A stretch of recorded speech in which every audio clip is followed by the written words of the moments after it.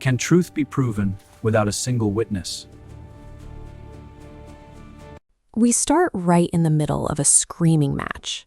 Two men are standing in a crowded ancient courtroom, shouting over one another, desperate to convince a judge that the other man is a thief.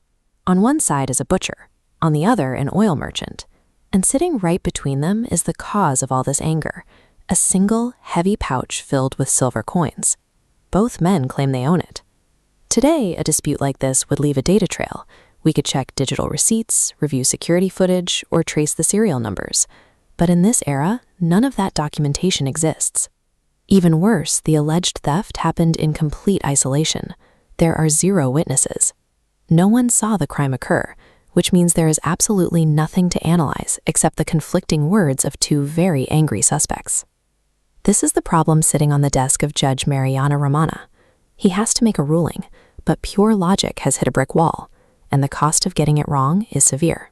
If Romana guesses, he has a 50-50 chance of destroying an innocent worker's livelihood while letting a thief walk free. When you isolate human testimony from verifiable facts, the justice system stalls. You cannot extract the truth from two people who are highly motivated to lie. The shouting finally stops, and the courtroom quiets down. It is time for each man to present his formal case to the judge. The butcher goes first. He states that he had a busy day at the market, sold a large quantity of meat, and was suddenly ambushed. The oil merchant, he claims, snatched his day's earnings right out of his hands. The oil merchant fires back. He argues that the butcher is the actual thief. The merchant spent his entire day hauling, pouring, and selling oil, and that pouch of silver represents his own profits. Both stories are difficult to navigate because both are perfectly plausible. The amount of silver in the pouch aligns with the typical daily revenue of a butcher, and it aligns with the daily revenue of an oil merchant. Judge Romana realizes that listening to them is useless. He stops paying attention to the suspect's stories and instead locks his focus squarely onto the leather pouch itself. In a he said, she said conflict, human testimony is a dead end. To move forward, an investigator has to shift their focus away from the words being spoken and toward the physical objects involved.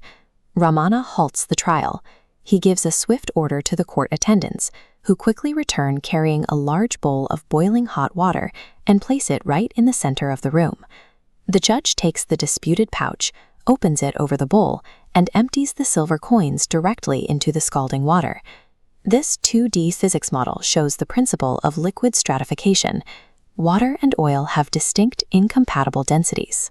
Because oil is less dense, it inherently repels water and separates from it. Look closely at the surface of the silver. The oil merchant's daily labor leaves a heavy, invisible residue of oil coating his hands. Through basic mechanical transfer, that oil builds up on the metal coins as the merchant handles his money throughout the workday. Extreme heat acts as a catalyst. When the coins hit the boiling water, the sudden thermal reaction breaks the physical bond holding the oil to the metal. Stripped from the silver, the less dense oil particles have nowhere to go but up. The heavier water displaces the oil, forcing it upward.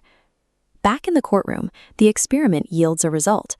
A thick layer of oil begins pooling across the surface of the judge's bowl. By applying basic thermal physics to a physical object, Romana forced a piece of silver to reveal its history. He turned an invisible past action into visible present-day evidence.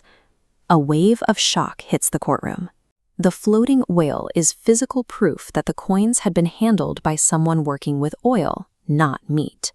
Judge Romana delivers his verdict. He officially declares the oil merchant the true and rightful owner of the silver. The conflict resolves in an instant. The merchant reclaims the money he earned, and the butcher is penalized for both the theft and the perjury. The oil on the surface provided a record of where those coins had been. It provided a direct answer to a question that cross-examination alone could not resolve. This was an effective application of forensic logic. It bypassed human deception by relying on the consistent physical behavior of matter. True justice rarely comes from listening to the loudest voice in the room. It comes from knowing which physical questions to ask and forcing the truth up to the surface. In business and in life, truth always leaves a trace. Observe carefully, and you will never be fooled.